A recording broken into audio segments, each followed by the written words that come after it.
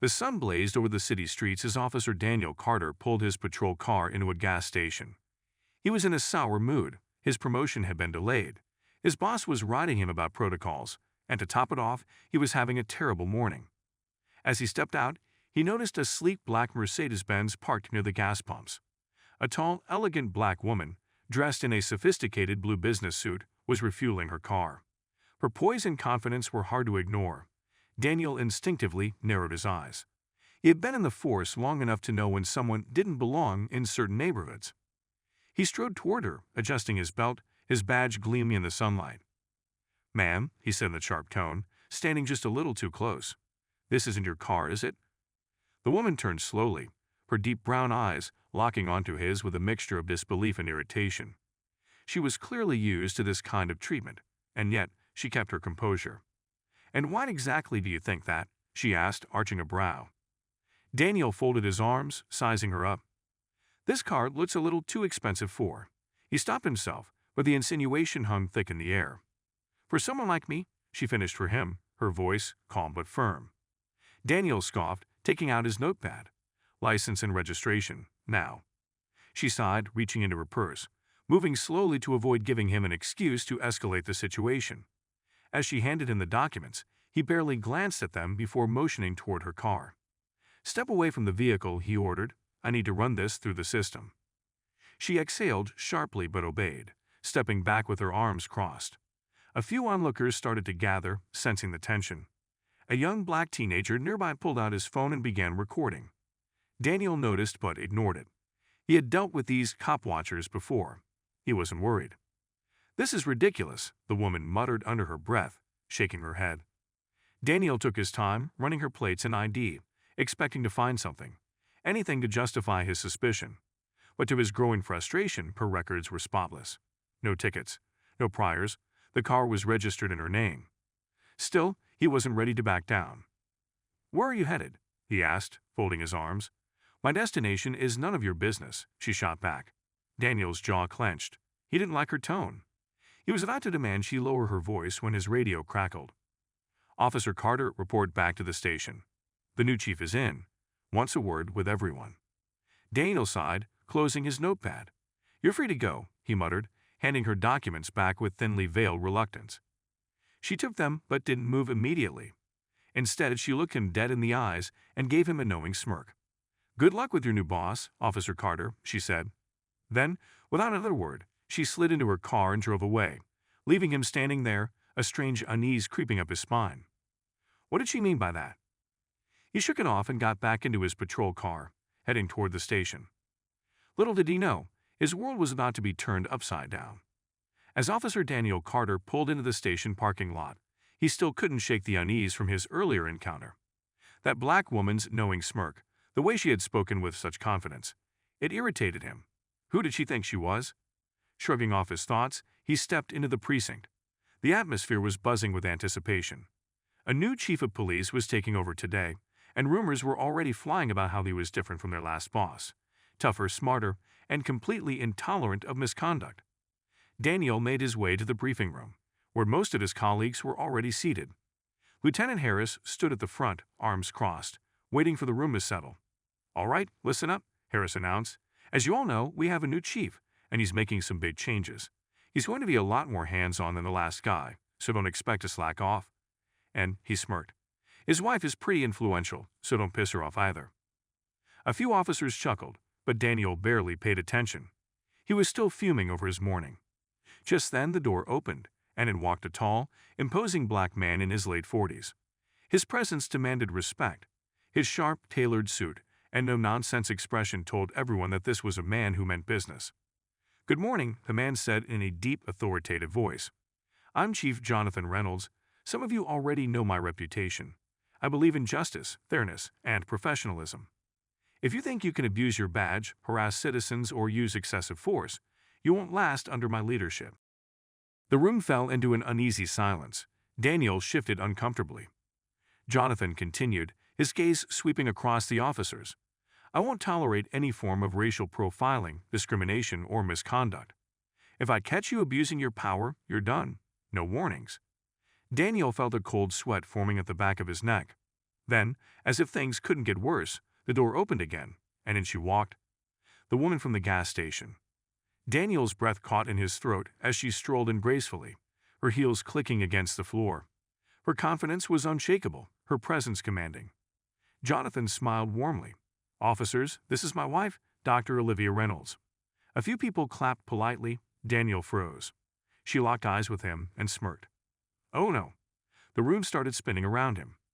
Not only had he just racially profiled and humiliated his boss's wife, but she had let him do it without saying a word, knowing this moment would come.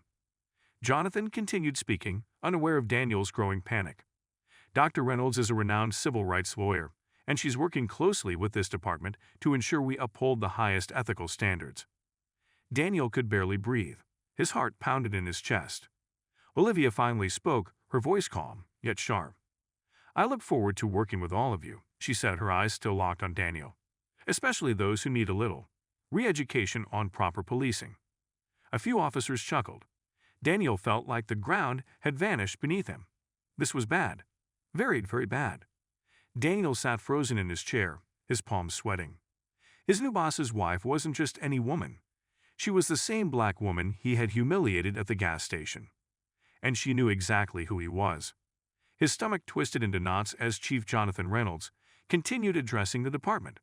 "Effective immediately, we'll be revisiting our training on bias and racial profiling.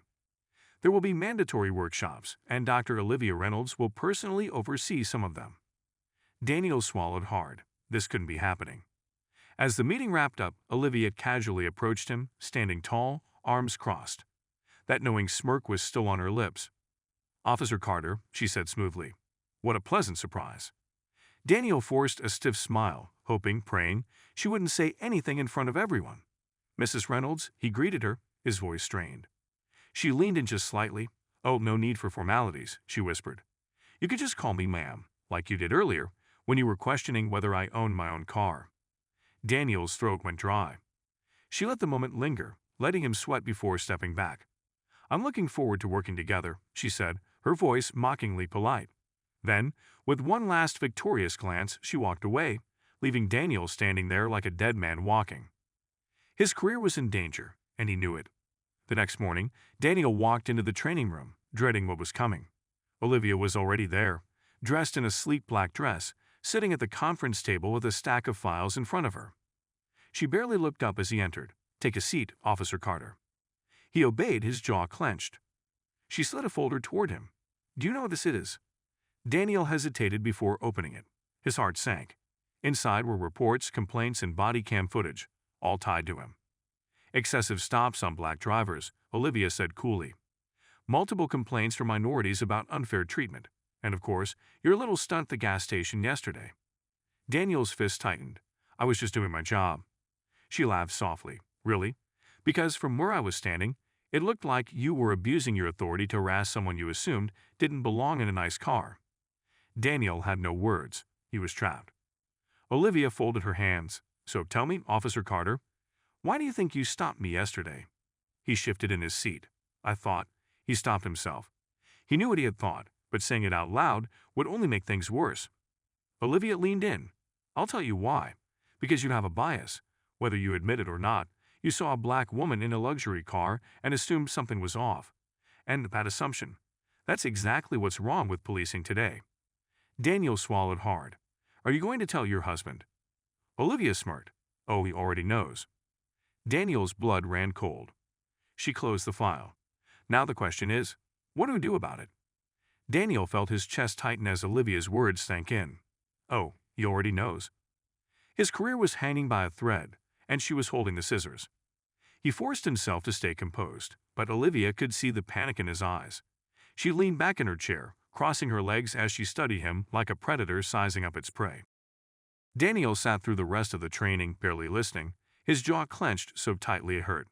Olivia's words rang in his ears, but he refused to let them sink in. Bias isn't just about hate. It's about assumptions. This isn't a punishment. It's a second chance. What second chance? This felt like a public execution. The moment the session ended, Daniel shot up from his seat and stormed out of the room, ignoring the curious glances from his colleagues. He needed air. Outside the precinct, Daniel leaned against the hood of his patrol car, breathing heavily. The world around him felt different. For the first time in his career, he was no longer the one people looked at with authority. He was the one people whispered about. "Hey, Carter." He turned to see Officer Mike Henderson, one of the few cops he actually respected, approaching him with a smirk. "Man, I gotta say," Mike chuckled, shaking his head. "I never thought I'd see you sitting through one of those woke training sessions." Daniel tensed. "Yeah, well, some of us don't have a choice." Mike leaned in slightly. "You really gonna let the chief's wife humiliate you like this? I mean, we all saw what happened. She's making an example out of you." Daniel's fists clenched. He knew that. But hearing someone else say it made the humiliation burn even deeper. "You ask me," Mike continued, lowering his voice, "they're just looking for an excuse to push guys like us out. First, they make you jump through hoops. Then they find a reason to can you anyway. You really think she's gonna let you off the hook after this?" Daniel's blood boiled. He hated to admit it, but Mike had a point. No matter how many apology letters he wrote, no matter how much bias training he sat through, Olivia Reynolds would never forget what happened at that gas station. This wasn't about reformation, this was about power. And he had lost his. That night, Daniel sat at home, staring at his badge on the kitchen table. For the first time in his life, he felt something he never thought he would: powerless. Everything was slipping away from him, and if he didn't find a way to take control, he'd be left with nothing. But then, a dark thought crossed his mind. Maybe he didn't have to play their game. Maybe it was time to change the rules. Daniel sat in his dimly lit apartment, the glow from the streetlights casting long shadows across the room. His badge lay in front of him on the table, its polished surface mocking him. It used to symbolize power, respect, control, but now it felt like a prison shackle. Mike's words kept replaying in his head. "They're just looking for an excuse to push guys like us out. You really think she's gonna let you off the hook?" Daniel's jaw tightened. He had spent too long building his career to let it be ripped away by Olivia Reynolds. She was playing the long game, waiting for him to fail, for him to slip up so she could end him for good. Well, he wasn't going to let that happen. Not without a fight. The next morning, Daniel walked into the precinct with renewed determination. If they wanted to test him, fine, he'd play along. But he wasn't going to just roll over and take it. The moment he stepped inside, he saw Olivia standing in the hallway, talking to the chief. His stomach twisted with resentment, but he forced a neutral expression as he walked past. She didn't even acknowledge him. That somehow made it worse. He clenched his fists but kept walking. He had a plan now, and it started today. As the hours passed, Daniel carefully watched and listened. He paid attention to everything Olivia did, everything she said. She was in the station more than the chief himself, reviewing cases, speaking with officers, changing things. And the more he saw, the more he realized something. Olivia wasn't just here to oversee police reform. She was here to reshape the department in her vision, which meant she had enemies. People who wanted her gone. Daniel smirked to himself. Maybe he wouldn't have to take her down alone. Daniel had always believed in power and control, and right now, Olivia Reynolds had both. But power was a fragile thing, and if he played his cards right, he could tip the scales back in his favor. He just needed the right allies, and he knew exactly where to find them. That night, Daniel walked into O'Malley's bar, a well-known hangout for off-duty cops who weren't exactly fans of the new progressive leadership at the department. The air was thick with cigarette smoke and quiet grumbling about the changes being made. At a back table, a group of officers sat nursing their drinks, looking up as Daniel approached. Mike Henderson was among them. So was Sergeant Ray Dawson, a veteran cop with 20 years on the force and a deep-seated resentment for outsiders trying to change the way things worked. Daniel pulled up a chair. "We need to talk." Ray leaned back, smirking. "About what?" "The chief's wife making you her little personal project." The men chuckled, but Daniel didn't smile. "This isn't just about me," he said, keeping his voice low. "She's got her hands in everything. Every case, every officer's file. She's not just here for training, she's here to clean house." Ray scoffed. "Tell me something I don't know." Daniel leaned in. "Then, let's do something about it." A heavy silence settled over the table. Mike raised an eyebrow. "And what exactly are you suggesting?" Daniel exhaled slowly. "We remind her that she doesn't belong here, that she's messing with things she shouldn't be." Ray studied him for a long moment before chuckling darkly. "I like the sound of that." Daniel clenched his fist under the table. This was it, the beginning of his comeback. Daniel left O'Malley's bar that night with a newfound sense of purpose. He wasn't just going to sit back and watch Olivia Reynolds tear apart everything he had worked for. If she wanted to fight, he'd give her one. And he wasn't alone anymore. Ray Dawson had been in the department for decades, and while his methods were old school, he had influence. He knew people who hated what Olivia was doing, who wanted things to go back to the way they were. Daniel had no doubt that Ray would play dirty. And for the first time in his life, Daniel was okay with that. The next day at the precinct, Daniel watched from the hallway as Olivia stood in the chief's office, reviewing files. She looked untouchable, like she belonged there. He hated that. Mike walked past him, muttering under his breath, "She stays late on Wednesdays, alone." Daniel nodded subtly. That was all he needed to know. That night, as the precinct emptied out, Daniel, Ray, and Mike waited. They weren't going to hurt her. No, they just needed to send a message. To remind her that she wasn't in control, that she wasn't welcome. Daniel clenched his fists as the clock ticked down. This was it. Tonight, Olivia Reynolds would learn her place. The precinct was nearly empty. The soft hum of the vending machine and the occasional buzz of a flickering light were the only sounds filling the halls. Daniel, Mike, and Ray waited in the shadows, their plans set in motion. Olivia Reynolds was still inside her office, completely unaware of what was about to happen. This wasn't about violence. They weren't stupid enough to touch the chief's wife. This was about fear, control, power.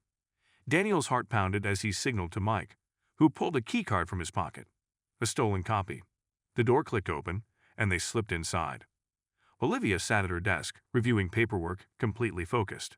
She hadn't even noticed them yet, until the door closed behind her. She looked up. Her calm expression didn't waver, but Daniel could see it in her eyes. She knew. She wasn't dealing with a petty officer anymore. She was cornered. Ray took a slow step forward, cracking his knuckles. "Working late, ma'am?" Olivia's gaze swept over them, calculating, unafraid. "I was just about to leave," she said smoothly, closing a folder. "Do you need something, officers?" Mike chuckled, blocking the exit. "Oh, we just wanted to have a little chat." Daniel felt a twist of hesitation in his gut, but he pushed it down. She deserved this. Olivia leaned back in her chair, studying them. Then, slowly, she smiled. A cold, knowing smile. "You boys have no idea what you've just done, do you?" Daniel stiffened. Something wasn't right. Before he could react, Olivia reached under her desk, and suddenly, the room was filled with the blaring sound of an alarm. Red lights flashed, and within seconds, the door burst open. Chief Reynolds, 2 internal affairs officers, and a security camera blinking right above them. Daniel's blood ran cold. They had walked right into a trap, and this time, there was no way out. Daniel stood frozen, the flashing red alarm lights casting an eerie glow over the room. This wasn't supposed to happen. Chief Reynolds stepped inside, his face unreadable, but his eyes burned with fury. Behind him, the 2 internal affairs officers moved with purpose, their notepads already in hand. Olivia had set them up, and Daniel had walked straight into it. Ray Dawson stepped back first, raising his hands. "Now, hold on, Chief. This is a misunderstanding." "Shut up," Reynolds snapped, his voice sharp as a blade. Mike Henderson clenched his fists, his jaw tight. "This is bullshit." Olivia finally stood, adjusting her blazer. She didn't look shaken. She didn't look scared. She looked satisfied. "I have everything recorded," she said coolly, gesturing toward the security camera overhead. 3 officers entering my office after hours, without permission, using an unauthorized key card. She turned to Daniel, her eyes locking onto him. "What exactly was your plan, Carter?" Daniel felt his throat tighten. He could already see the headlines. Chief's wife harassed by corrupt officers. Police department scandal. Internal Affairs investigates rogue cops. Justice served. Officers face termination. His entire career, his entire life, was about to go up in flames. Chief Reynolds took a step closer, his face a mask of disgust. "I should fire you right now," he said, his voice low and dangerous. "But I'm going to do something worse." Daniel stiffened. "Worse?" "You're suspended," Reynolds continued, "indefinitely, while Internal Affairs conducts an investigation into every single complaint filed against you." Ray's face turned pale. Mike swore under his breath. "Daniel?" He felt like the floor had just collapsed beneath him. This wasn't just about tonight. They were going to dig through his entire career. Every bad stop. Every excessive ticket. Every questionable use of force. And when they were done, he wouldn't just lose his badge. He'd lose everything. Olivia picked up her purse, walking toward the door. As she passed Daniel, she paused, leaning in just slightly. "Checkmate," she whispered. Then she was gone. And for the first time in his life, Daniel Carter knew what it felt like to be powerless. Daniel sat in the cold, silent interrogation room of the precinct, the very same room where he had questioned countless suspects over the years. Only this time, he was the one under investigation. Across from him sat two internal affairs officers, their notepads open, their expressions unreadable. The air felt thick, suffocating. He had faced criminals, gang members, and violent offenders before, but nothing had ever felt like this. Because for the first time in his life, he was the one being judged. The lead investigator, a middle-aged man named Detective Grant, cleared his throat. "Officer Carter, do you understand why you're here today?" Daniel exhaled slowly, gripping the edge of the table. "Yeah," he muttered. "Because of Olivia Reynolds." Grant raised an eyebrow. "Because of your conduct, Officer Carter." He flipped through the file in front of him. "There are over 17 complaints against you. Some were dismissed due to lack of evidence, but now—" He smirked. "Now we have a reason to reopen them." Daniel's stomach twisted. They weren't just looking at the incident in Olivia's office. They were digging through everything. Every stop, every complaint, every moment where he had let his bias and arrogance cloud his judgment. This wasn't an investigation. This was an execution.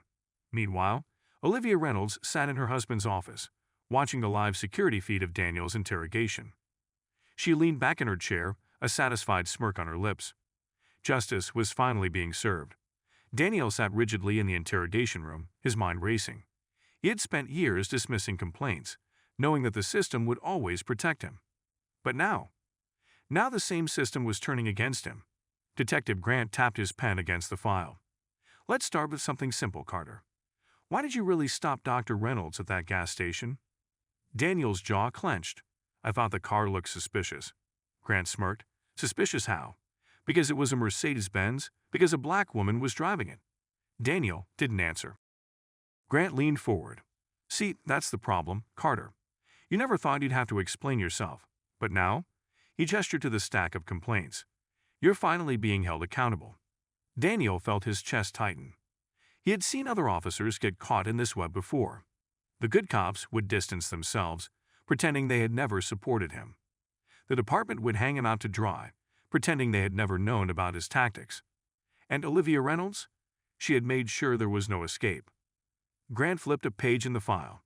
"Your options are simple, Carter. You can cooperate, acknowledge your misconduct, and maybe, just maybe, we work out a deal."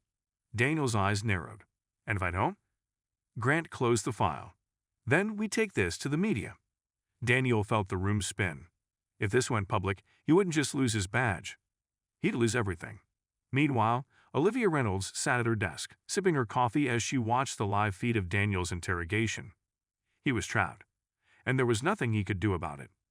Daniel's pulse pounded in his ears as he sat in the interrogation room, his mind racing for an escape.